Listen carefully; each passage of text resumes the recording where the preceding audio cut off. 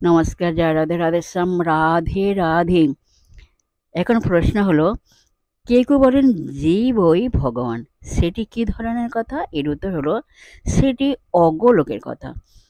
ভগবান অনন্ত বিশ্বের সৃষ্টিকর্তা। জীব হচ্ছে সৃষ্টির এক অধীন ক্ষুদ্র কণার মতো। ভগবান সর্বজ্ঞ, জীব অতি অল্পজ্ঞ বা অজ্ঞ।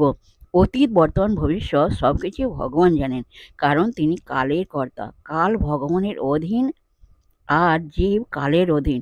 অতএব কোন বুদ্ধিমান ব্যক্তি বলতে পারেন যে জীবই ভগবান?